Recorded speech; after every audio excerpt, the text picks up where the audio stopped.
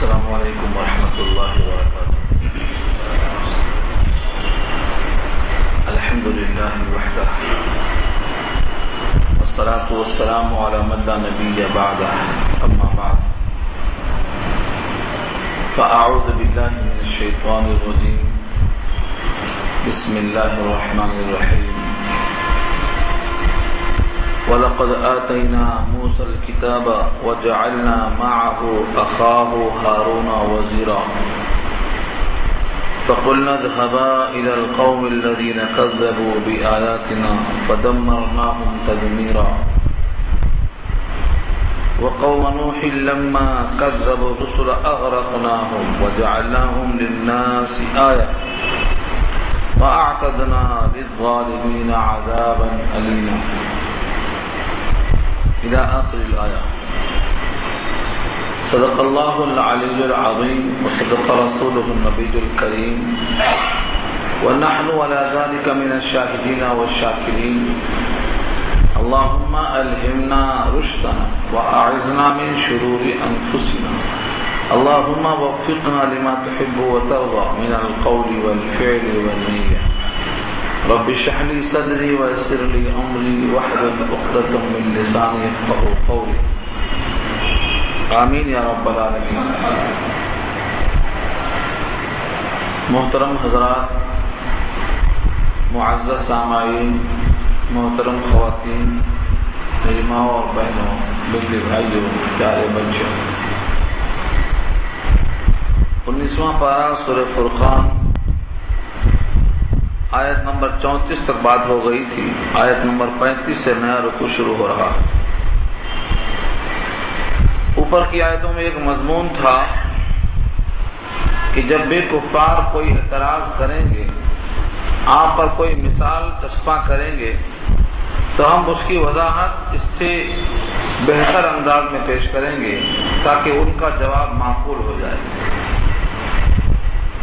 اور اس کے باوجود اگر وہ نہیں مانیں گے تو ان کا جو خیال ہے کہ ہم حق پر ہیں اور نبی حق پر نہیں ہیں، یہ بہت دنوں میں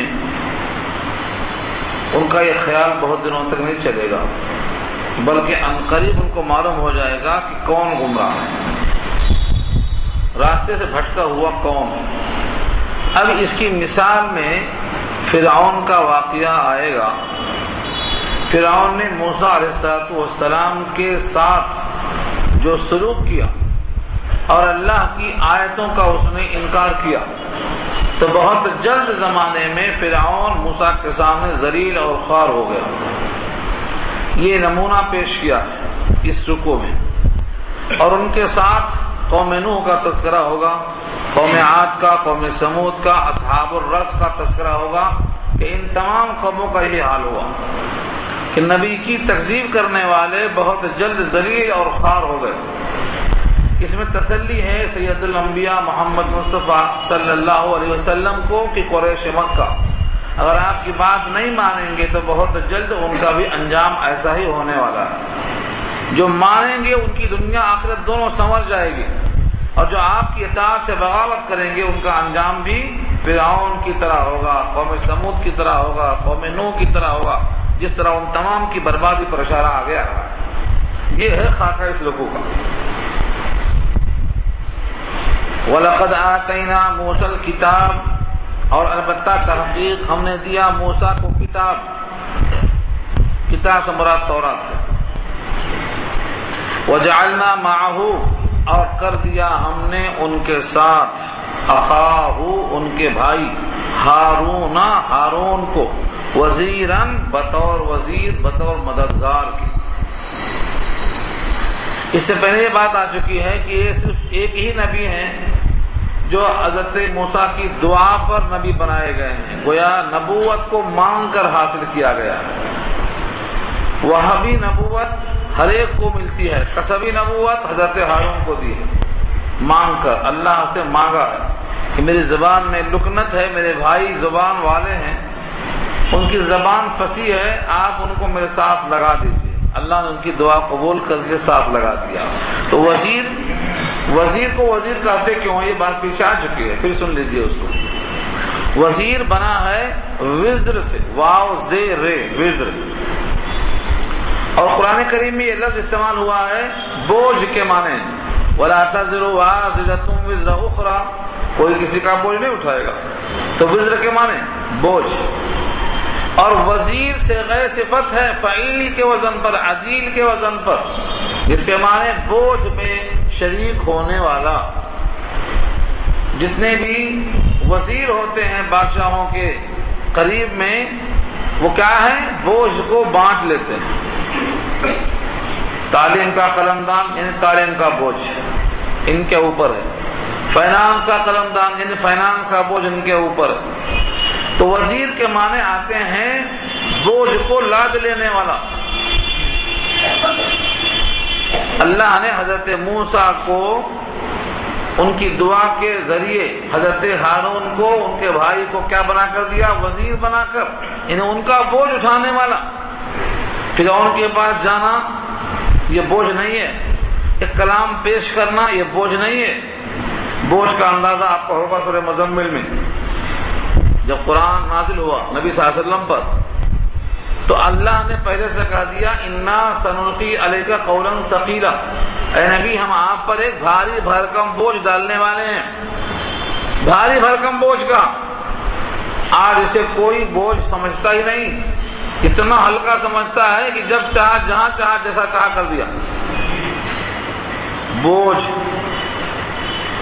سے مراد وزندار، پر شوکت، پر ہیبت، پر جلال، اللہ کی عظمت سے لبریز، اللہ کی صفات کا حامل۔ تو یہ کلام وزندار ہے، اس کو ثقل کہا، بوجھل کہا۔ تو حضرت موسیٰ علیہ السلام کے ساتھ ہارون بطور وزیر کے تھے، یعنی بوجھ کو برداشت کرنے والے تھے۔ فقلنا، ہم نے ان سے کہا، فقلنا میں ضمیر جمع کی ہے، ہم نے کہا اذهبا، تم دونوں جاؤ۔ اب تک تو موسیٰ تنہا تھے، لیکن اب ان کے ساتھ وزیر ہو گئے تو تسنیہ کا صیغہ اذهبا، تم دونوں جاؤ، الى القوم، قوم کی طرف۔ کون سی قوم؟ الذین کذبوا بآیاتنا، جنہوں نے جھٹلایا ہماری آیتوں کو۔ یہاں آیت کا لفظ ہے، اور تورات اس کے بعد دی گئی ہے، ابھی تورات نہیں ملی ہے۔ جب فرعون غرق ہو گیا ہے تب تورات ملی ہے۔ فرعون کے پاس لے کر گئے تو کون سی آیت تھی؟ یہاں اللہ تعالیٰ نے بھی آیاتنا کو جو آیت کہا ہے تورات نہیں ہے، کیونکہ تورات تو فرعون کے غرق ہونے کے بعد تورات عطا کی گئی ہے۔ دشمن غرق ہو گیا، بنی اسرائیل پورے کے پورے شہر مصر میں غالب ہو گئے۔ اب کہا گیا کہ حضرت موسیٰ کو بلایا ہے، کوہ طور پہ چلے گئے اور قوم بچڑے کی پوجا میں لگ گئی، ادھر تورات لے کے آئے۔ تو تورات تو آخر میں ملی ہے، تو یہاں پر کون سی آیتیں مراد ہیں؟ آیت سے مراد نشانی ہوتی ہے۔ میں بتایا تھا آپ کو، قرآن کریم کی آیت کو بھی آیت اسی واسطے کہتے ہیں کہ یہ نشانی ہے اللہ کے عظمت کی، کوئی ایسا کلام نہیں بنا سکتا، تو اس کو آیت کہتے ہیں۔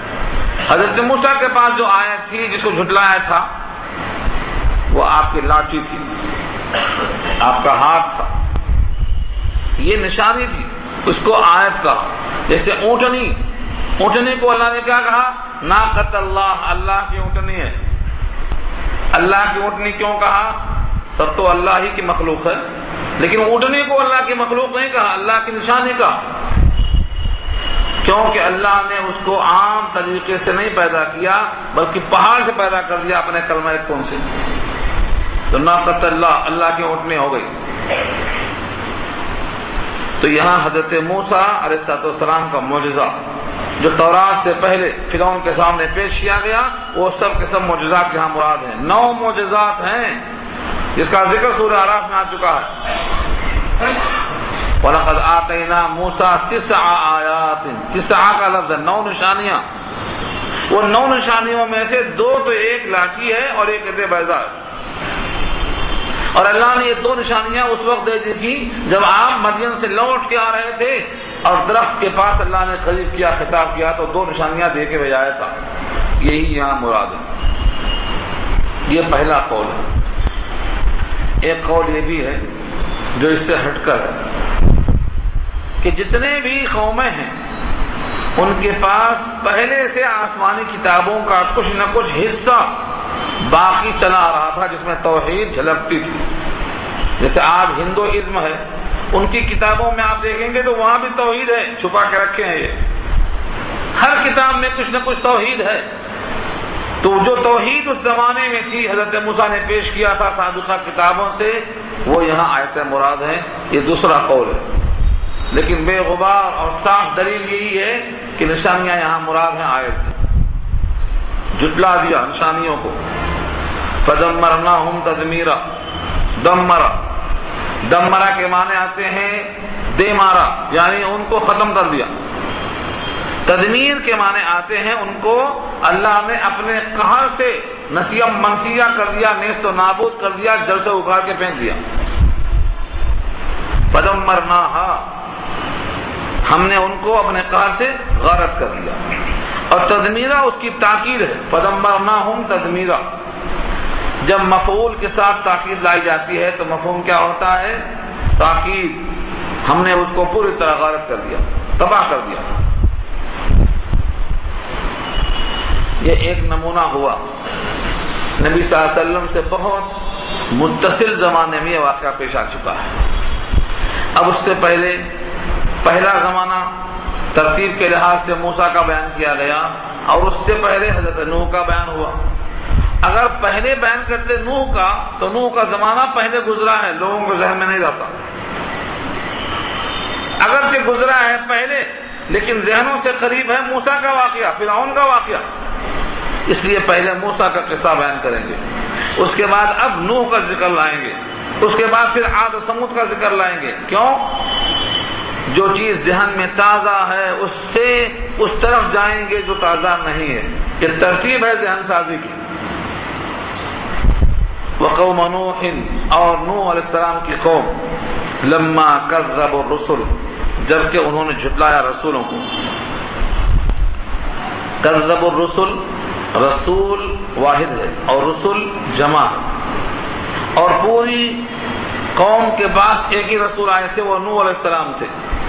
تو قوم نوح نے رسولوں کو جھٹلایا. یہ کیسے ہو سکتا ہے جبکہ رسول ایک ہی ہیں؟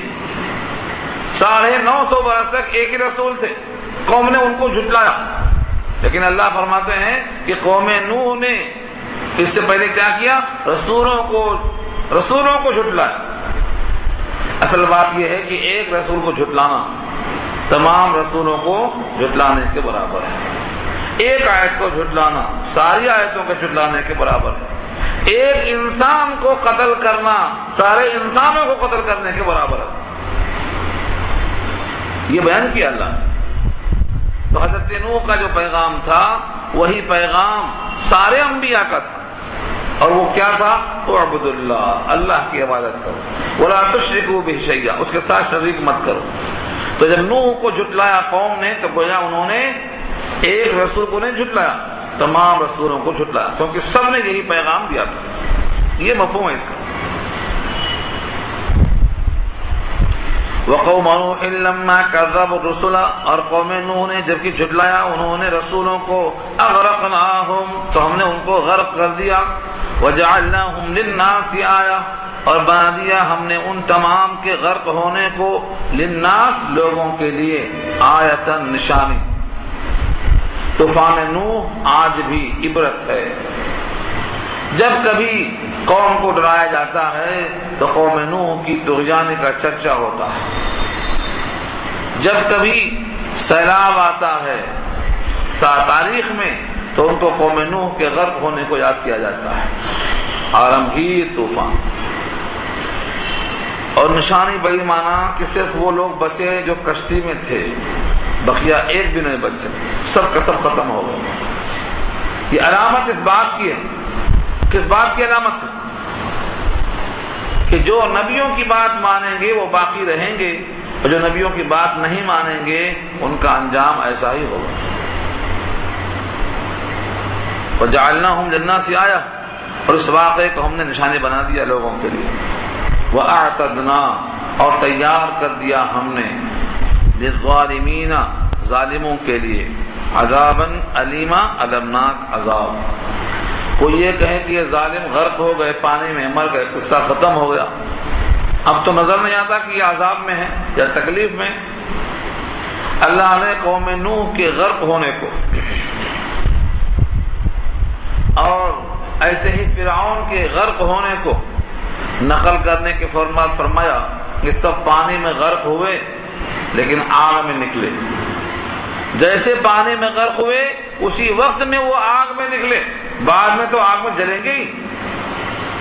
تو جس طریقے سے قوم نوح کے بارے میں ہے، یہ قیاس کس پر ہے؟ فرعون کے بارے میں، اغرقوا فادخلوا نارا، پانی میں غرق ہوئے، داخل ہوئے آگ میں، ابھی قیامت نہیں آئی لیکن آگ میں پہنچ گئے۔ تو کون سی آگ ہے؟ یہ برزخ کی آگ ہے، یہی آگ بعین ہی جن کو آپ سمجھتے ہیں کہ کافر ہو کے مر گئے مگر اچھے لگ رہے تھے، اچھی موت آئی، اچھی موت نہیں آتی، پانی میں بھی ہے تو آگ میں ہے۔ اللہ فرماتے ہیں پانی میں ہے تو بھی وہ آگ میں ہے۔ بظاہر دیکھنے میں اچھی موت مرا، توپوں کی سلامی ہو رہی ہے، بارش ہو رہی ہے اور فلاں فلاں ہو رہا ہے، یہ علامت وہ علامت، ایک ہی علامت چلنے والی ہے، وہ ایمان اور عمل صالح کی۔ سید الانبیاء کے عمل سے مطابقت ہے تو وہ اللہ کے ہاں مقبول ہے، بقیہ کوئی علامت اللہ کے ہاں مقبول نہیں۔ ایمان، عمل صالح، ساری علامتیں آ جائیں کوئی فائدہ نہیں، دنیا کے سب لوگ غم بنائیں کوئی فائدہ نہیں جب تک ایمان عمل صالح نہ ہو۔ یہ پیغام دیا ہے یہاں پر۔ قوم نوح جو بچ گئی تھی پانی میں غرق ہو گئی، طوفان نوح میں جو لوگ بچ گئے اسے دنیا آباد ہوئی، تو بظاہر مرنے والے کے حالات دیکھنے والی آنکھوں میں اچھا ہو اس سے کوئی فرق نہیں پڑتا۔ اس کے بعد واقعہ بیان کیا اللہ نے بطور نمونے کے، چونکہ یہ واقعات پیچھے آ چکے ہیں اس لیے ان واقعات کو بیان شدہ واقعے کی طرف اشارہ سمجھو، تفصیلاً پھر نہیں آئے گا کیونکہ ان تمام کا واقعہ تفصیل سے پیچھے آ چکا۔ وعاد وثمود، اور عاد اور سمود، عاد کی طرف کون بھیجے گئے؟ حضرت ہود علیہ السلام، اور سمود کی طرف صالح علیہ السلام۔ وَأَصْحَابَ الرَّسِّ، اصحاب مانے والے اور رس کے معنی آتے ہیں عربی میں کچے کنویں کو بولتے ہیں، تو اصحاب الرس مانے کنویں والے۔ ان کی مکمل بحث کسی بھی جگہ نہیں ملے گی آپ کو، نہ قرآن میں نہ احادیث میں۔ اصحاب الرس کے بارے میں تفصیل نہیں آئی ہے، البتہ بعض شارحین نے لکھا ہے کہ قوم سمود جب ختم ہو گئی اس میں سے کچھ لوگ جو وہاں سے منتقل ہو چکے تھے پہلے سے پہلے، وہ ایک کنویں کے پاس جا کر آباد ہو گئے تھے، وہاں پر ان کی موت آئی، ان کو کنویں کے پاس مرنے کی وجہ سے اصحاب الرس کہا گیا۔ تو یہ باقی لوگ ہیں قوم سمود کے، یہ ایک قول ہے شارحین کا، بقیہ کوئی تفصیل دوسری آیتوں میں نہیں ملنے والی۔ وَقُرُونًا بَيْنَ ذَلِكَ كَثِيرًا، وہ قرون کی صفت ہے کثیرہ، اور بہت زیادہ جماعت ہیں درمیان میں ان کے، بین ذالک مانے بٹوین، درمیان میں، یعنی عاد اور سمود اور اصحاب الرس، ان کے درمیان میں اور بہت ساری قومیں ہیں جن کو اللہ تعالیٰ نے ہلاک کر دیا ہے۔ وَكُلًّا ضَرَبْنَا لَهُ الْأَمْثَالَ، وَكُلًّا اور ہر امت کے واسطے، ضربنا بیان کیا ہم نے، لہو ان کے لیے، الامثال مثل کی جمع ہے، مثالیں۔ اللہ مثال دے کے سمجھاتے ہیں، مثالیں کیوں دی جاتی ہیں؟ تاکہ سمجھ میں آئے۔ قرآن کریم میں مثالیں کثرت کے ساتھ آئیں، ضرب الامثال، حکایتیں کثرت سے بیان کیا ہے اللہ نے، کیوں؟ اللہ خود فرماتے ہیں وَلَقَدْ صَرَّفْنَا فِي هَذَا الْقُرْآنِ مِنْ كُلِّ مَثَلٍ، ہم نے پھیر کے بیان کیا ہے قرآن کریم میں کہاوتیں، مثالیں، ضرب الامثال، تاکہ لوگوں کو سمجھ میں آئے۔ اللہ تو مثالیں دے رہے ہیں تاکہ سمجھ میں آئے، اور لوگ کہتے ہیں مت پڑھو سمجھ میں نہیں آئے گی۔ کتنا بڑا پلان ہے، لیکن یہ سازش ہے کہ قرآن سے لوگ دور رہیں تاکہ صاحب ایمان نہ ہو سکیں، ان کا ایمان پختہ نہ ہونے پر۔ جب اللہ مثال بیان کرتے ہیں اور طرح طرح سے مثالیں بیان کرتے ہیں تاکہ لوگوں کو سمجھ میں آئے، اور لوگ کہتے ہیں کہ اس کو مت پڑھو سمجھ میں نہیں آ سکتا۔ یہاں اللہ نے واضح کر دیا ہے. وَكُلًّا ضَرَبْنَا لَهُ الْأَمْثَالَ، اور ہر امت کے لیے ہم نے مثالیں بیان کی، ہر طبقے کے واسطے مؤثر مضامین بیان کیے. کیوں؟ مکے والوں کو سمجھانے کے لیے موسیٰ کی مثال، فرعون کی مثال، عاد کی مثال، سمود کی مثال کیوں دی گئی؟ تاکہ مکے والے سمجھ جائیں کہ نبی کی مخالفت اچھی چیز نہیں ہے. یہ سمجھانا ہے، یہی مثالیں ہیں. امت محمدیہ کو پیغام دیا گیا ہے. جتنی امتیں ہلاک ہوئی ہیں تو کیوں، اور جتنی امتیں کامیاب ہوئی ہیں تو وہ کیوں، یہ سمجھانے کے واسطے مثال دی گئی. وَكُلًّا تَبَّرْنَا تَتْبِيرًا، اور جتنے بھی قوموں نے مثالوں کے باوجود، آیتوں کے باوجود، نبیوں کے باوجود، نشانیوں کے باوجود، مصلحتوں کے باوجود، عنایتوں کے باوجود نہیں سمجھے تو ہم نے ان کو جینے کا حق نہیں دیا، ختم کر دیا ان کو. یہ ہے تبرنا. تبرنا تتبیرا، ہم نے ان تمام کو ہلاک کر دیا. وَكُلًّا، ہر ایک کو، تبرنا ہلاک کر دیا ہم نے، تتبیرا خوب طرح ہلاک، پوری طرح برباد کر دیا. اب ایسا نہیں ہے کہ تم نے کبھی سنا ہی نہیں کہ برباد کون ہوئے، کہاں برباد ہوئے. ہم نے تو کسی کو دیکھا نہیں برباد ہوتے ہوئے. اللہ فرماتے ہیں یہ لوگ دیکھ کے آئے ہیں، ہو کے آئے ہیں اس بستی پر سے جس کو ہم نے ہلاک کیا. جب جاتے ہیں ملک شام کی طرف تو راستے میں قومیں لوط کی بستی آتی ہے، اردن آتا ہے. جب کوئی شام جاتا ہے، ملک شام کاروبار کرنے والے، تو اردن اور فلسطین جو درمیان میں ہے، جہاں پر بحر میت ہے، یہ قوم لوط کی بستی ہے، وہ تو معذب جگہ ہے، آج موجود ہے. وہاں جا کے آئے ہیں یہ. جب وہاں جا کے آئے ہیں تو آنکھیں نہیں کھلی ان کی. یہ کہا یہاں پر دیکھیے آگے، وَلَقَدْ أَتَوْا عَلَى الْقَرْيَةِ، اور البتہ تحقیق کہ وہ لوگ آئے ہیں، آئے ہیں علی القریہ، اس بستی پر، التی امطرت، جس کو برسایا گیا، مطر السوء، بری بارش. اللہ نے بارش کو بھی بری کہا، مطر السوء، بری بارش. کیونکہ وہاں پانی نہیں برسا تھا، پتھر برسا تھا. یہاں تو مطر السوء کہہ کر اشارہ کر دیا، لیکن پیچھے کئی مقام پر تذکرہ آ چکا ہے کہ ہم نے ان پر پتھروں کی بارش کی، پتھروں کی بارش کی. تو جس قوم پر پتھر کی بارش ہو، ان پر کون سی بارش ہوئی ہے؟ یہ ہے مطر السوء، بری بارش. اور وہی قوم لوط کی بستی ہے. قوم لوط کی بستی کو اللہ نے جبریل کے ذریعے سے پہلے حکم دیا کہ اٹھاؤ اوپر تک. زمین کو اٹھا کر اوپر لے گئے، اور اوپر جانے کے بعد جا کے ان کو پلٹا دیا، اوپر کا حصہ نیچے اور نیچے کا حصہ اوپر کر دیا. قرآن نے کہا ہے فَجَعَلْنَا عَالِيَهَا سَافِلًا وَأَمْطَرْنَا عَلَيْهِمْ حِجَارَةً، پتھر برسایا انہیں ان کے اوپر سے. تو ایک تو بستی کو اوندھا کر دیا اور پتھروں کی بارش کیا. اب پتہ نہیں، یہ واضح نہیں ہو سکا اللہ تعالیٰ نے پہلے پتھروں کی بارش کیا یا پہلے بستی کو اوندھا کر دیا. شارحین لکھتے ہیں کہ پہلے خوب پتھراؤ کیا، اور جو آخری باقی بچے ہیں ان کو لے جا کر کے اوندھا ڈال دیا. کیونکہ گاڑتے لوگ بعد میں پہلے مارتے ہیں.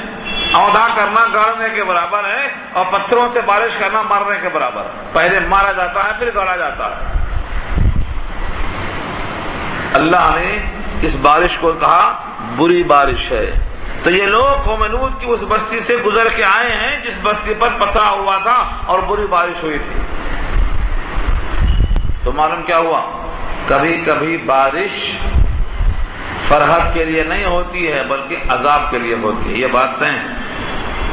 ہر بارش رحمت نہیں ہوتی، کبھی کبھی بارش بھی تباہی کے واسطے آتی ہے. قوم نوح کا عذاب بارش نہیں تھا. قوم نوح کیسے غرق ہوئی؟ نیچے سے بارش، اوپر سے بارش. یہ پانی تھا، پانی کا عذاب. تو یہ پانی برسا عذاب کے لیے، یہاں بھی پتھر برسائے عذاب کے لیے. اور آج بھی اگر رب کریم اپنے عفو اور درگزر اور رحم و کرم اور تحمل سے کام نہ لیں تو وہی جرم لوگ کرتے ہیں جس کی وجہ سے عذاب آیا ان قوموں پر. امت محمدیہ پر کسی طرح سے بھی پورا عالمگیر عذاب نہیں آئے گا. یہ نبی کی دعا ہے جس کی وجہ سے رک جا رہے ہیں، ورنہ وہ تمام خامیاں کوتاہیاں غلطیاں کر رہے ہیں لوگ جن پر عذاب آیا ہے. قوم سمود کی غلطی، قوم عاد کی غلطی، قوم سمود کی غلطی آج تک ہو رہی ہے۔ آج بھی جب بارش کا سیلاب آتا ہے تو لوگ کہتے ہیں یہ بارش کہاں سے آئی؟ کہاں سے نہیں آئی، جہاں سے آتی ہے ہمیشہ وہیں سے آئی، زیادہ بھی وہیں سے آتی ہے، کم بھی وہیں سے آتی ہے۔ اللہ کے پاس ایک ایک قطرے کا حساب ہے، زیادہ کیسے ہوگا؟ اللہ فرماتے ہیں جتنے قطرے گرتے ہیں ہمارے پاس اس کا حساب ہے، ہم حساب سے گراتے ہیں۔ سورہ ہجر پارہ 14 میں آیت آ چکی ہے، وَإِن مِّن شَيْءٍ إِلَّا عِندَنَا خَزَائِنُهُ وَمَا نُنَزِّلُهُ إِلَّا بِقَدْرٍ مَّعْلُومٍ۔ ہمارے پاس ہر شے کے خزانے ہیں، ہم اتارتے ہیں تو متعین مقدار سے اتارتے ہیں جتنا ضرورت۔ اب ضرورت سے زیادہ دکھائی دے رہا ہے، گھر ڈوب گئے تو کیا مطلب ہوا؟ یہ ڈبانے کے لیے ہی بھیجا گیا، اور جب ڈبانے والے نے ڈبانے کا فیصلہ کر دیا تو بچانے والا کون ہے؟ حضرت نوح کے بیٹے نے کہا کہ میں تمہاری کشتی میں نہیں آؤں گا، میں بچا لوں گا، پہاڑ بچا لے گا، جو بھی پہاڑ پر چڑھ جاؤں گا۔ پیغمبر نے کہا لا عاصم اليوم، آج بچانے والا کوئی نہیں ہے، کیونکہ بچانے والا ہی آج مارنے کا فیصلہ کر چکا ہے، بچانے والا کوئی نہیں ہے۔ تو کسی کی مجال نہیں ہے کہ اگر وہ بچانے والا نہ بچائے تو بچانے والے پیدا ہو جائیں، مجال نہیں کسی کی۔ کہاں گئے وہ لوگ بچانے والے؟ جب اللہ بچائے تو سب بچا سکتے ہیں، وہ نہ بچائے تو کوئی نہیں بچا سکتا ہے۔ یہی توحید ہے، یہی توحید ہے۔ اس کی قدرت کے مقابل کسی کی قدرت نہیں، اس کی مشیت کے مقابل کسی کی مشیت نہیں، اس کے جلال کے مقابل کسی کا جلال نہیں۔ یہ ہے توحید، ایک ذات ہے، اسی میں تمام خوبیاں ہیں، تمام عیوب سے وہ پاک ہے، اس کے فیصلے کے خلاف کسی کو سمجھنے کی مجال نہیں۔ یہی کہا گیا یہاں۔ اللہ سوال کرتے ہیں افلم یکونوا یرونہا، کیا پس نہیں دیکھا انہوں نے اس بستی کو، یعنی قوم لوط کی بستی کو جو آج تالاب بن گیا ہے، بحر میت، ڈیڈ سی، کیا نہیں دیکھا؟ افلم یرونہا، کیا ان لوگوں نے اس بستی کے ڈوبنے کو، اس بستی کے پتھراؤ کے، اس بستی کے اوندا ہونے کو نہیں دیکھا؟ دیکھا پھر اصلاح کیوں نہیں ہوئی؟ اس واسطے نہیں ہوئی کہ ان میں ایمان کا ذرہ ہی نہیں ہے، وہ تو سمجھتے ہیں کہ یہیں مر گئے، قصہ ختم ہو گیا۔ بلکہ وہ لوگ تھے لا یرجون نشورا، اٹھنے کی انہیں کوئی امید نہیں، لا یرجون امید نہیں رکھتے وہ، نشورا نشر سے بنا ہے، نشورا نشر سے بنا ہے، نشر کے معنی آتے ہیں اٹھا کے پھیلانا، منشور ہماری پارٹی کا منشور یہ ہے، یعنی ہماری پارٹی ان بنیادوں پر اٹھے گی، نشر سے بنا ہے، ناشر کہتے ہیں چھاپنے والے کو، تو منشور یہ نشور ایک ہی معنی میں آتا ہے، یعنی ان کو دوبارہ پیدا ہونے والے پر یقین نہیں ہے کہ وہ ہم کو پیدا کرے گا، پھر سے ہم کو اٹھائے گا، جو مر گئے، کھپ گئے، گل گئے، سڑ گئے، قصہ ختم۔ اسی واسطے اس سے ان کو عبرت نہیں ہے۔ مرنے کے بعد اٹھنے کا یقین جس کو ہوتا ہے وہ ایسا نہیں ہوتا جیسے یہ لوگ۔ کئی مسائل ہیں، سب سے زیادہ اہم انسان کے فکر میں تبدیلی لانے کے واسطے کون سا عقیدہ ہے؟ عقیدہ آخرت، جس پر یقین ہو کہ ہمیں حساب دینا ہے۔ اللہ کے پاس ہر مرنے والا زندہ ہو کر حاضر ہوگا، جوانی کا حساب دے گا، عمر کا حساب دے گا، مال کا حساب دے گا، علم کا حساب دے گا، ہر نعمت کا حساب دے گا، جتنی نعمتیں ہیں سب کا حساب دے گا۔ یہ جن کو یقین نہیں ہے ان کی زندگی میں عمل درست نہیں ہو سکتا، اور جن کو یقین ہے ان کا عمل خراب نہیں ہو سکتا، یہ طے شدہ امر ہے۔ جن کو یقین ہے مرنے کے بعد حساب کا، ان کا عمل خراب نہیں ہو سکتا، اور جن کو یقین نہیں ہے ان کا عمل اچھا نہیں ہو سکتا۔ آج توحید کا معاملہ ہے، رسالت کا معاملہ ہے، لیکن آخرت میں حساب کا یقین اگر ہوتا تو ہر طرفی کیوں ہوتی؟ جس کو جو لیتا ہے ڈبا دیتا ہے، کسی کی بھی رقم ہے کھا جاتا ہے، کیسی بھی رقم ہے آنے کو تیار ہے، وہ سود کی، رشوت کی، حرام کمائی، چوری کی، ان کا حق ان کا حق سب لینے کو تیار ہے۔ تو کیوں؟ اس لیے کہ اس مال کے حساب دینے کی کوئی فکر نہیں۔ اللہ کے پاس حساب کا احساس اگر ہو جائے تو بندے تمام کے تمام راستے میں اس پر سوچیں گے، غور کریں گے، حساب کیسے دیں گے۔ اور حساب کا یقین کیا ہوتا؟ جو کہتا ہے کہ حساب ہے سمجھ جاؤ، اس کو لوگ بیوقوف سمجھتے ہیں۔ آج بھی حساب کی بات کرو، میاں حساب دینا پڑے گا، یہاں نہیں دیں گے تو وہاں لے لیں گے، تو کیا کہتے ہیں؟ جاؤ جاؤ لے لینا۔ مطلب کیا ہے؟ نہ مر کے اٹھیں گے، نہ حساب ہوگا، نہ دیں گے نہ لیں گے، کہاں کی بات؟ جاؤ۔ اور یہ عقیدہ کس کا ہے؟ کفار کا ہے، کفار کا۔ میں نے ایک واقعہ سنایا تھا، کفار قریش میں سے ایک سردار ہے عاص ابن وائل سہمی، ایک صحابی ہیں خباب ابن الارت، لوہار کا کام کرتے تھے، لوہا بھٹی میں گرم کر کے توپتے تھے۔ اس کافر نے کچھ کام کرا لیا اور پیسہ نہیں دیا، بقایا رکھ دیا۔ خباب ابن الارت کے بعد جب دوبارہ آیا تو انہوں نے کہا کہ پیسہ دے دو، تو اس نے کہا میں تم کو نہیں دوں گا جب تک تم محمد کا انکار نہ کرو صلی اللہ علیہ وسلم، انکار نہ کرو۔ انہوں نے کہا تم مر کے زندہ ہو تب بھی میں انکار نہیں کروں گا، تم مر کے زندہ بھی ہو اور پھر سے وہی بات کہے تب بھی میں تیری بات مان کر کے انکار نہیں کروں گا۔ تو ہنس کے بولتا ہے اچھا مرنے کے بعد پھر زندہ ہونا ہے تو وہیں لے لینا، یہاں کیوں مانگ رہے ہو؟ میرے پاس یہاں بھی ثروت ہے تو وہاں بھی رہے گی، مرنے کے بعد جب زندہ ہونا ہی ہے تو وہیں لے لینا۔ چلا گیا چھوڑ کے۔ آج جو لوگ یہ جملہ کہتے ہیں کہ وہیں لے لینا، ان کا عقیدہ ملتا ہے عاص ابن وائل سہمی کافر سے، جو مشرکین مکہ کا سردار ہے اور جس کو جہنم میں بھیج دیا گیا۔ کیسے بھیجا گیا؟ نبی کے لوگوں نے، نبی کے ساتھیوں نے تہ تیغ کیا ہے، ان میں سے یہ بھی ہے۔ نبی صلی اللہ علیہ وسلم کو اور ان کے ساتھیوں کو، آخرت کی بات کرنے والوں کو لوگ بیوقوف سمجھتے تھے اور آج بھی سمجھ رہے ہیں۔ حقیقت کیا ہے کہ ان کی آنکھوں پر پٹی بندھی ہوئی ہے۔ یہ اپنے جسم کے تغیر پر روکنے پر قادر نہیں ہیں، یہ مرنے کے بعد زندہ کرنے والوں کو کیسا روک دیں گے کہ مت زندہ کرو مجھے؟ کیسا کریں گے زندہ؟ جوان تھے، جوانی جا رہی ہے، بڑھاپا آ رہا ہے، روک لو۔ کالے بال سفید ہو رہے ہیں، روک لو۔ منہ میں دانت ہے، قبضے میں ہے، گر جا رہے ہیں، روک لو۔ پیٹ میں آنت نہیں ہے، منہ میں دانت نہیں ہے، گر جا رہے ہیں، روکو ان کو۔ جو اپنے جسم کے تغیر پر روکنے پر قادر نہیں ہے، وہ حکم الہی آ جائے گا کہ زندہ ہو کر کھڑے ہو جاؤ تو روک دیں گے۔ کون روکے گا؟ کس میں مجال روکنے کی؟ جو بارش کو برسا کر زمین سے گھاس نکال دیتا ہے، گھاس کو روک لو۔ اگر زمین سے نکلنے والی گھاس کو نہیں روک سکتے ہو تو اسی مٹی سے آب حیات برسا کر خدا زندہ کرے گا۔ ان الذی احیاها لمحیی الموتى، جو زمین سے سبزہ اور گھاس نکالتا ہے تم روک نہیں سکتے، وہ تم کو نکالے گا، تم اس کو روک نہیں سکتے۔ تو جب یقین آ جائے گا اللہ کی قدرت پر تو تمہارا یہ عمل بدل جائے گا۔ تو نبی کو جب دیکھتے تو مذاق اڑاتے، جیسے آج اللہ والوں کو دیکھ کر کہتے ہیں لوگ بدھو ہیں، یہ لگے ہیں دیکھو، جب دیکھو آخرت کی بات کرتے، دنیا کی بات ہی نہیں کرتے، جب دیکھو مرنے کی بات کرتے، مذاق اڑاتے، ایک دوسرے کو اشارہ کرتے، آنکھیں مارتے، ہنستے، کھلکھلاتے، کھیلتے۔ تو یہ مت سمجھو کہ تمہارے ساتھ ہو رہا ہے، یہ نبی کے ساتھ ایسا کیا گیا ہے، بلکہ نبیوں کے ساتھ ایسا کیا گیا۔ وَإِذَا رَأَوْكَ، اور جب آپ کو دیکھتے ہیں، إِن يَتَّخِذُونَكَ إِلَّا هُزُوًا، تو نہیں بناتے ہیں آپ کو مگر ذریعہ مذاق۔ ہزوا محزون کے معنی میں ہے اس کا مذاق کیا جائے، ٹھٹھا کیا جائے، دل لگی کی جائے۔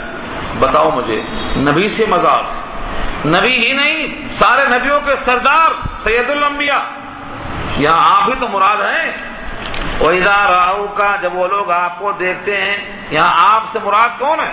سارے نبیوں کے سردار ہیں۔ آپ کو جب دیکھتے ہیں إِن يَتَّخِذُونَكَ إِلَّا هُزُوًا، تو بناتے ہیں آپ کو تمسخر کا ذریعہ۔ اور کیا کہتے ہیں؟ اللہ نے قول بھی نقل کر دیا۔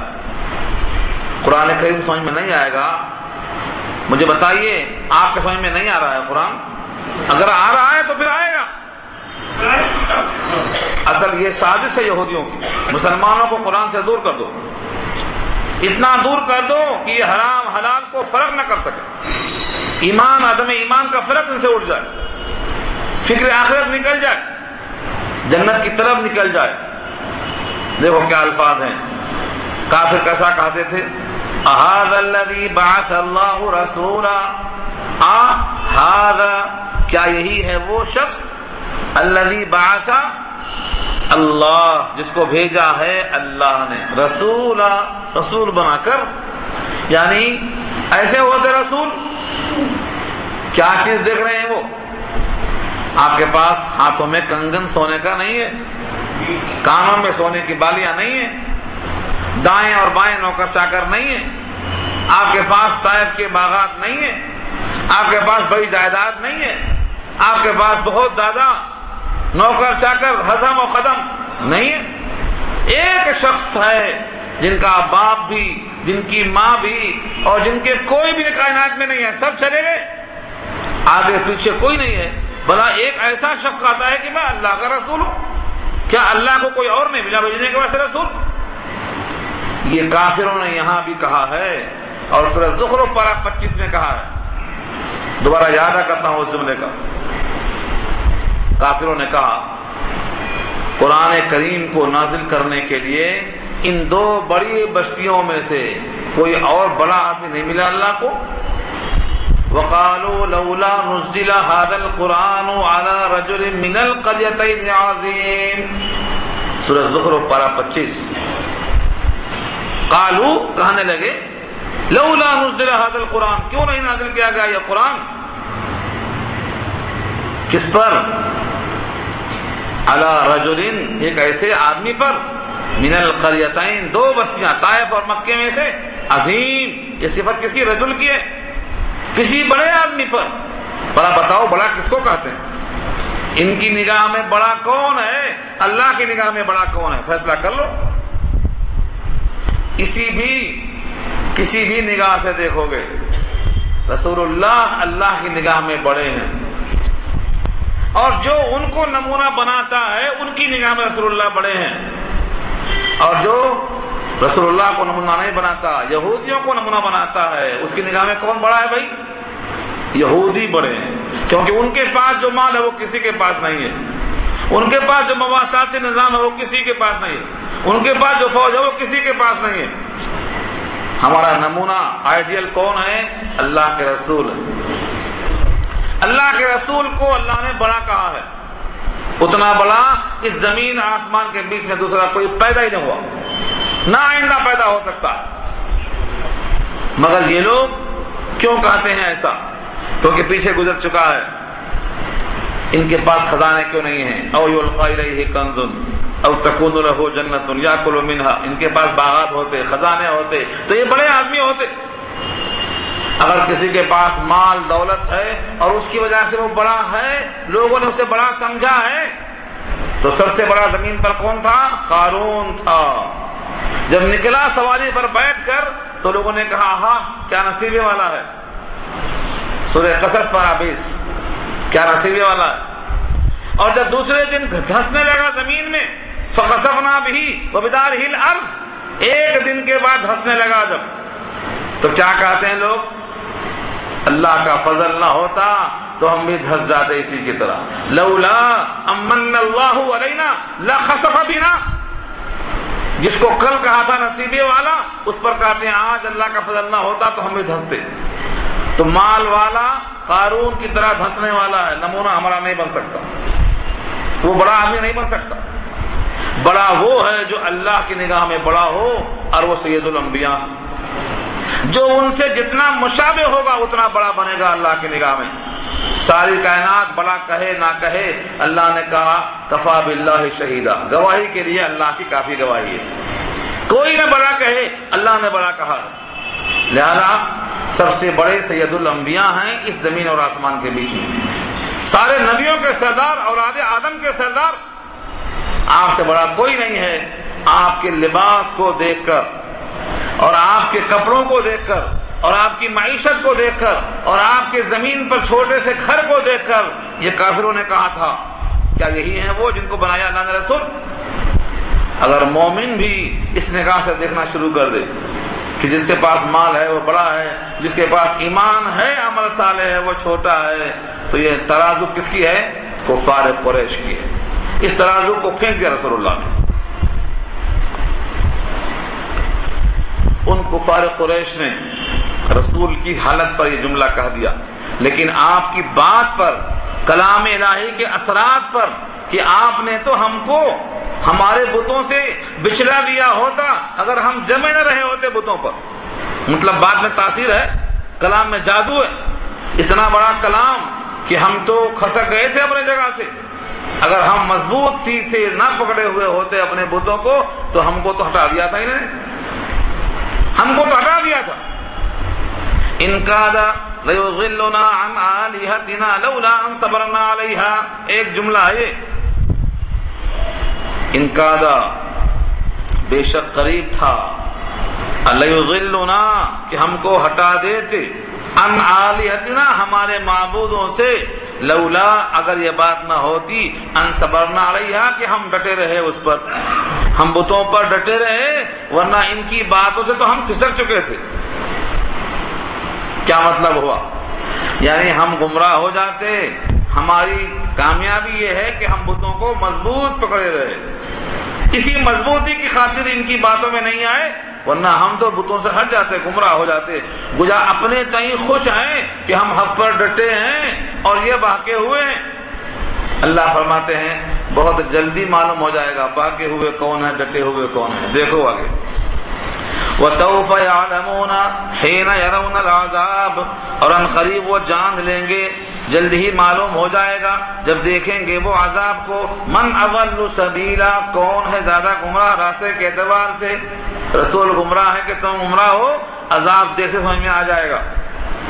اور وہ دور نہیں ہے، خالی وقت آنے کی بات، مقررہ وقت ہے. جیسے ہی روح نکالنے والا فرشتہ آئے گا، تھپڑ مارنا شروع ہو جائے گا یہیں سے. سورہ محمد 12:26 میں کہا ہے کہ جب فرشتہ وفات کے موقع پر آئے گا تو منہ پر تھپڑ مارتے ہوئے لے کے جائے گا اور پشت پہ لات مارتے ہوئے لے کے جائے گا. فَكَيْفَ إِذَا تَوَفَّتْهُمُ الْمَلَائِكَةُ يَضْرِبُونَ وُجُوهَهُمْ وَأَيْدِيَهُمْ وَأَدْبَارَهُم، دبر پہ مارے گا اور چہروں پر تھپڑ مارتے ہوئے لے کے جائے گا. کیوں؟ کیونکہ انہوں نے منزل من اللہ کو ناگوار سمجھا. یہ وجہ بیان کی اللہ نے. تو ان قریب معلوم ہو جائے گا کہ گمراہ کون ہے، ہدایت پر کون ہے. اب یہاں سے بہت اہم مضمون آ رہا ہے. جو لوگ اپنی خواہش پر چلتے ہیں، چاہے وہ خلاف شریعت ہو، اپنی خواہش پر چلتے ہیں چاہے وہ خلاف شریعت ہو. یہ کفار قریش بھی اپنے خواہش کے مطابق بتوں کی پوجا میں لگے ہوئے تھے، انہیں کو حق مان رہے تھے. اب کوئی بھی دنیا میں انسان خلاف شریعت اگر کام کرے گا اپنے خواہش پوری کرنے کے لیے تو اللہ فرماتے ہیں ایسے خواہش پر چلنے والوں کے ذمہ دار نبی نہیں ہو سکتے. دیکھو لفظوں کو پہلے، ارأیت من اتخذ الہہ ہواہ، ارأیت کیا آپ نے دیکھا، آ کے مانے کیا اور رأیت مانے دیکھا آپ نے، من اس شخص کو، اتخذ جس نے بنایا، الہہ اپنا معبود، ہوا اپنے خواہش کو. ہوا مانے خواہش. جس نے اپنا معبود اپنے خواہش کو بنا لیا ہے. کیا آپ نے اس کو دیکھا؟ اس زمانے میں ہوتے تو کیا کہتے ہیں؟ آج وہی لوگ تو ہیں دنیا میں جن کا معبود ان کی خواہش ہے. وہ اللہ کی کتاب کو تو بازو اٹھا کے رکھ دیے، اللہ کی کتاب کو اٹھا کے اوپر رکھ دیا ہے. شادی کے دن تحفے میں آ گئی تھی، اب مرنے کے بعد اترے گی پڑھنے کے لیے تاکہ ثواب مل جائے مرنے والے کو. بس بقیہ ہدایت کی کوئی ضرورت نہیں ہے. کیا حلال ہے، کیا حرام ہے، نماز کیا ہے، روزہ کیا ہے، اخلاق کیا ہے، کردار کیا ہے، جھوٹی وعدے کی باتیں کیا ہیں، اخلاق کیا چیزیں پتہ ہی نہیں. اللہ تعالیٰ نے قرآن کریم میں جگہ جگہ اخلاق کی تعلیم دی ہے، وعدے کو پورا کرنے کی تعلیم دی ہے، سچ بولنے کی تعلیم دی ہے، حلال کھانے کی تعلیم دی ہے. یہ سب کس کے لیے؟ جو مانے اس کے لیے. اور جو ان کو چھوڑ کے اپنے خواہش پر چلے، اے نبی آپ ان کے وکیل نہیں، آپ ان کے کارساز نہیں. وکیل کسے کہتے ہیں؟ وکیل ہمارے اردو میں استعمال ہے اور وکیل کا لفظ قرآن کریم میں کثرت سے استعمال ہے. آپ کو معلوم ہے سورہ مزمل پارہ 29 میں اللہ نے فرمایا رب المشرق والمغرب لا الہ الا ہو فاتخذہ وکیلا. جو مشرق اور مغرب کا رب ہے، یعنی سورج ڈوبنے کا اور نکالنے کا، چاند کے ڈوبنے کا اور نکالنے کا، جہاں ڈوبتے ہیں جہاں نکلتے ہیں ان تمام کا پیدا کرنے والا جو رب ہے وہی معبود ہے، اس کے سوا کوئی معبود نہیں ہے. اسی کو وکیل بنا لو. وکیل کے معنی کیا ہوا پھر؟ اب کام بنانے والا، کارساز، ذمہ لینے والا. آج جب وکیل کھڑا ہوتا ہے مقدمہ میں تو موکل کے جیتنے ہارنے کا ذمہ دار ہوتا ہے. اس نے غیر ذمہ داری کی حرکت کر دی تو وکیل ہار جائے گا. اس کا ہارنا وکیل کا ہارنا ہے، اس کا جیتنا وکیل کا جیتنا. کیا مطلب ہوا؟ موکل کی ہار جیت وکیل کے ہاتھ میں ہوتی ہے تو اس کو کہتے ہیں ذمہ دار. اسی معنی میں یہاں بھی ہے، اسی معنی میں سورہ مزمل میں ہے کہ جو اللہ کو کارساز بنا لے گا، اللہ تو مشرق و مغرب کا رب ہے، وہ کامیاب ہوگا. یہاں کہا گیا ہے اے نبی صلی اللہ علیہ وسلم، جس نے اپنی خواہش کو اپنا معبود کا درجہ دے دیا ہے، افانت تکون علیہ وکیلا، کیا آپ ہوں گے اس پر نگرانی کرنے والے، وکیل، کارساز، کام بنانے والے؟ سوال کیا ہے اللہ نے. جتنا سوچیں آپ اتنا کم ہے. جو شخص خلاف شریعت اپنی خواہشات پر چلتا رہے گا اس کی وکالت حضور نہیں کریں گے. یہ آیت بتاتی ہے، آیت نمبر 43 ہے سورہ فرقان کی 43. رسول اللہ وکیل نہیں ہے اس کے. کس کے وکیل ہو سکتے ہیں آپ؟ جو خلاف شرع نہ چلے، شریعت پر چلے، اس کے وکیل ہیں آپ. اور جو خواہش پر چلے اس کے وکیل نہیں. خواہش پر چلنے کا مطلب کیا ہوتا؟ خواہش کہتی ہے سو جاؤ، شریعت کہتی ہے اٹھ جاؤ. کیا کریں گے؟ اگر صبح نیند لگی رہی نہیں اٹھے تو خواہش پر چلے، اٹھ کے بستر سے نماز پڑھنے چلے گئے تو شریعت پر چلے. شریعت کہتی ہے پیسہ بہت آ گیا ہے 2.5% دے دو، دل چاہتا ہے رکھو میاں کام آئے گا، کہاں دیتے؟ شریعت پر یہ چلنا ہے. پیسہ آ گیا حج فرض ہے، شریعت کہتی ہے حج کرنے جاؤ، طبیعت کہتی ہے کہاں جاتے؟ رکھو پیسہ کام میں آتا، رکھا ہوا کام آتا. شریعت کہتی ہے داڑھی رکھو، جی چاہتا ہے میاں، لوگ بوڑھا کہیں گے، لوگ کہیں گے یہ بھی ہو گیا پرانے زمانے کا آدمی، چھلو اس کو. اس طبیعت چاہتی ہے. شریعت کیا چاہتی ہے؟ داڑھی سنت مطابق رکھو. تو شریعت کچھ چاہتی ہے، طبیعت کچھ چاہتی ہے. اگر شریعت جو چاہتی ہے وہی طبیعت چاہے تب تو بندے کے سبحان اللہ. ایک صاحب کسی بزرگ کی تربیت میں تھے، واپس گھر پہ گئے تو خط لکھا، کہا آپ کے ساتھ رہنے میں کوئی فائدہ تو نہیں محسوس کیا میں نے، البتہ شریعت طبیعت بن گئی ہے. شریعت طبیعت بن گئی ہے. جو شریعت کا تقاضا ہوتا ہے دل کا تقاضا وہی ہوتا ہے، بس اتنا فرق ہوا ہے. اب بتائیے کیا باقی تھا؟ یہی ہے اصل طبیعت، یہی ہے تربیت، یہی ہے صحبت. صحبت اہل اللہ کی اتنی مل جائے کہ جو شریعت ہے وہی طبیعت بن جائے، جو طبیعت ہے وہ موافق شریعت کے ہو جائے. یہی تو کامیابی کا راز ہے. اور جب تک طبیعت الگ ہے، شریعت الگ ہے، تب تک سمجھو ہم غلط راستے پر ہیں، غلط جگہ جا رہے ہیں، ہم اسے سدھرے ہوں. جو شریعت چاہتی ہے وہی طبیعت چاہے، سدھر گئے. جو طبیعت چاہتی ہے وہ شریعت سے الگ ہے تو بگڑے ہوئے ہیں ابھی، سمجھ جاؤ. یہی آئے تو اس کے وقت ترازو.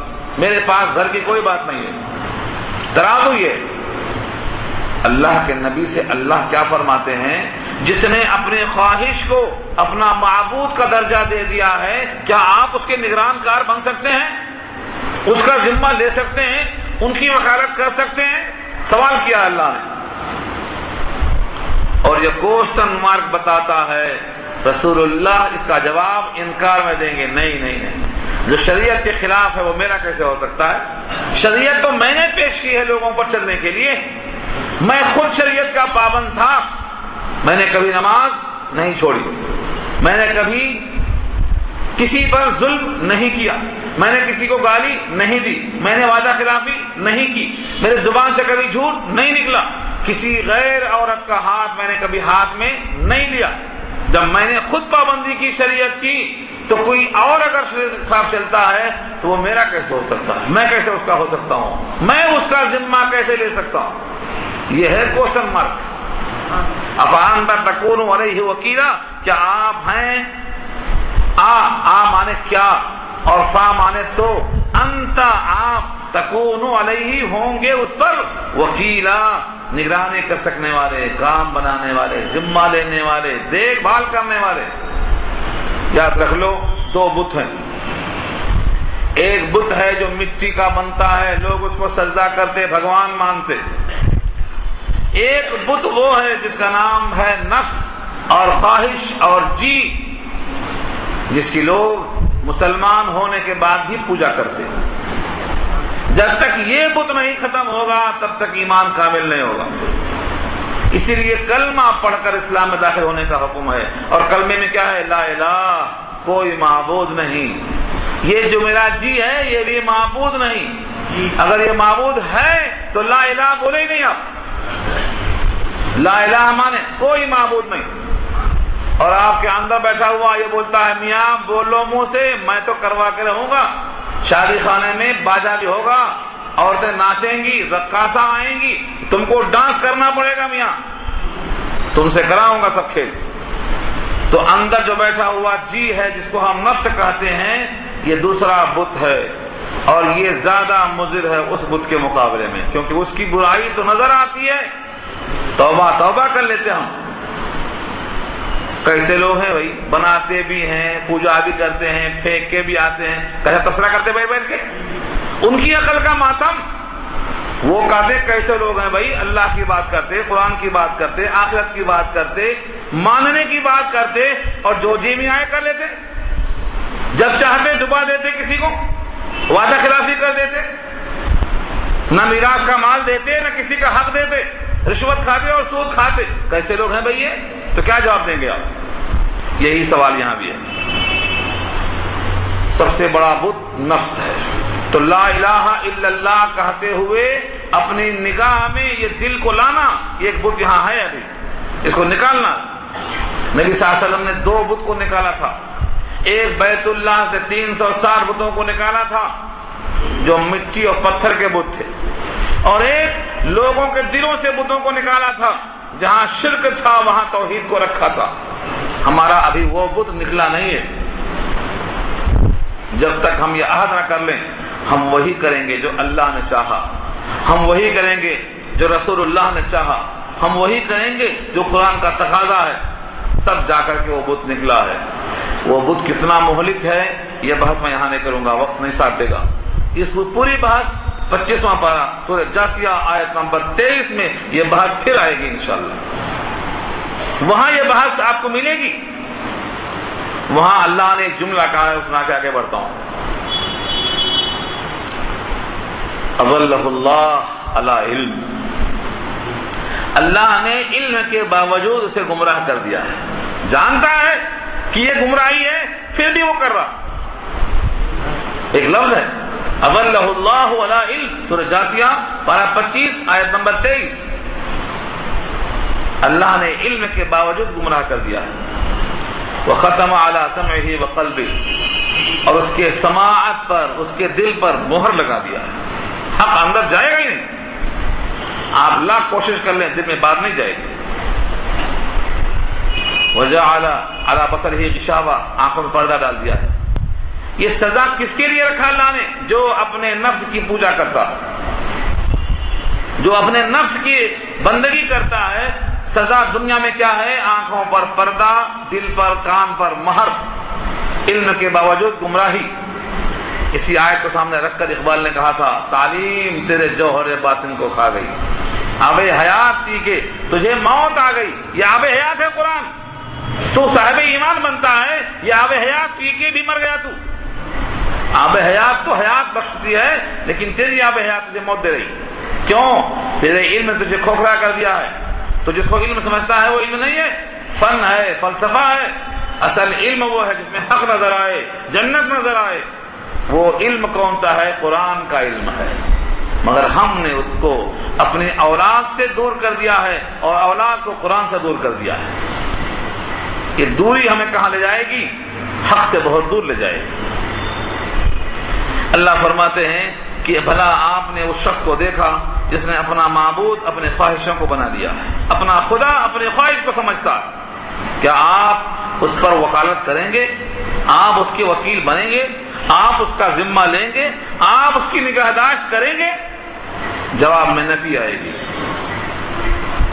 اور آگے اللہ تعالیٰ سے زیادہ کون جانتا ہوگا دلوں کا حال؟ کھول کر رکھ دیا اللہ۔ ام تحسبوا، کیا آپ گمان کرتے ہیں، کیا آپ خیال کرتے ہیں ان اکثرهم یسمعون او یعقلون، کیا آپ گمان کرتے ہیں کہ بے شک ان میں سے اکثر لوگ سنتے ہیں، اکثر لوگ عقل رکھتے ہیں، تعقل کرتے ہیں؟ کیا مطلب ہوا؟ گمان مت کرو کہ ان کو عقل ہے، عقل سے کام لیتے ہوں گے، یا کان ہے سماعت سے کام لیتے ہوں گے، یہ سنتے بھی نہیں سمجھتے بھی نہیں۔ اللہ نے کہا جو دلوں کا حال اچھی طرح جانتے ہیں کہ آپ کیا خیال کرتے ہیں کہ یہ لوگ سنتے سمجھتے ہیں؟ نہیں، یہ سنتے سمجھتے نہیں ہیں، بلکہ نہ سننے اور نہ سمجھنے میں چوپائے کی طرح ہیں، بیل کی طرح ہیں، یہ بیل ہیں۔ یہ کیا شان ہے رب کریم کی کہ ان کے دل کے حال کو واضح کر دیا۔ ام تحسبوا ان اکثرهم یسمعون او یعقلون، کیا آپ گمان رکھتے ہیں کہ بے شک ان میں سے اکثر لوگ سنتے اور سمجھتے ہیں؟ انہم الا کالانعام، انہم الا سے پہلے ان ہمیشہ نیگیٹو میں آئے گا، بتایا تھا میں آپ کو سبق، الا سے پہلے ان ہمیشہ نیگیٹو میں آئے گا، نہیں ہے یہ لوگ مگر کل انعام، چوپائے کی طرح۔ چوپائے نہیں کہا، عزت کیا، دیکھو اکرام، دیکھو انسان کو اللہ نے اشرف المخلوقات بنایا، چوپائے کیسا کہا دیتے؟ چوپائے کی طرح کہا، چوپائے کی طرح کہا۔ سمجھنا سمجھنے میں اور نہ عقل رکھنے میں، نہ سمجھی میں چوپائے کی طرح کہا ہے۔ چوپایا سنتا نہیں سمجھتا نہیں۔ آپ بین بجاؤ اور بھینس جگالی کرتی رہتی ہے، وہ کچھ بھی نہیں اثر ہوتا۔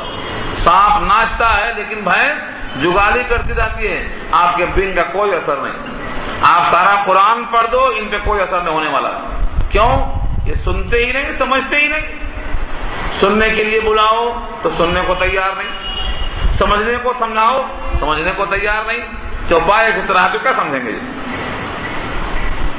لیکن اللہ نے تشبیہ کے بعد ایک جملہ اور کہا، بل ہم اضل سبیلا، بلکہ یہ لوگ چوپائے سے زیادہ گمراہ ہیں راستے کے اعتبار سے۔ چوپائے سے زیادہ گمراہ کیوں کہا؟ کیونکہ چوپایا تو آخرت سے بالکل بے نیاز ہے، اس کا کوئی حساب کتاب نہیں، جنت جہنم اس کے واسطے نہیں ہے، اور اس بندے کے لیے جنت جہنم ہے۔ تو جس کو مستقبل میں جنت اور جہنم کا خدشہ لگا ہو، وہ اس چوپائے سے بدتر کیوں ہے؟ کیونکہ چوپائے کو مرنے کے بعد جنت جہنم کا کوئی خدشہ ہی نہیں ہے۔ وہ اگر غافل ہے تو کوئی بات نہیں، لیکن یہ بھی اگر غافل ہے تو یہ اس سے بدتر ہوا۔ سورہ نبا میں یہ آیت جب آئی ہے، وَيَقُولُ الْكَافِرُ یا لیتنی کنت ترابا، اس پر لکھا ہے شارحین نے، پوری بات تو وہیں آئے گی کہ اللہ تعالیٰ بے سینگ والی بکری کو سینگ والی بکری سے سامنے لائیں گے۔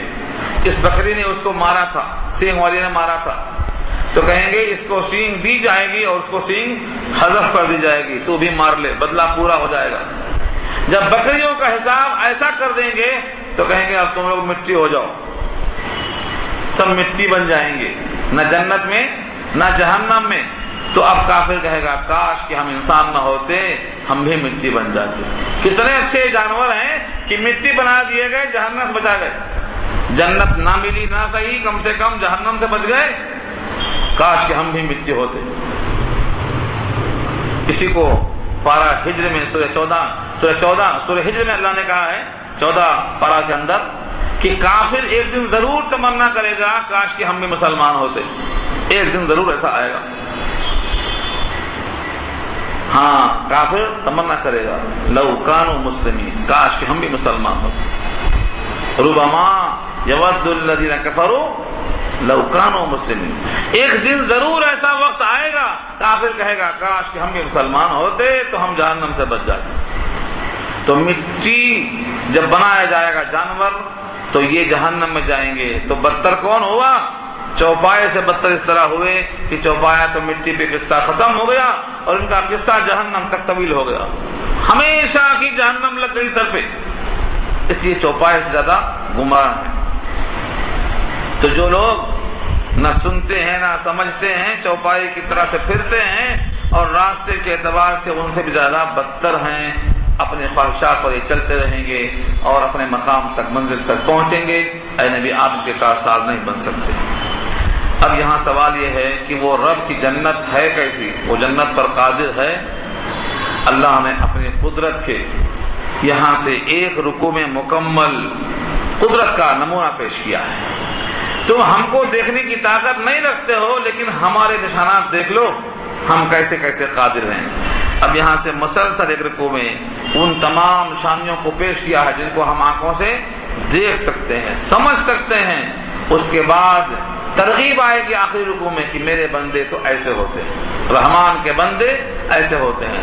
تو پہلے رکوع میں قدرت کے مشاہدات ہوں گے اور اس کے بعد آخری رکوع میں رحمان کے بندے کیسے ہوتے ہیں ان کے صفات کا ذکر آئے گا۔ انشاءاللہ یہ گفتگو آئندہ ہوگی۔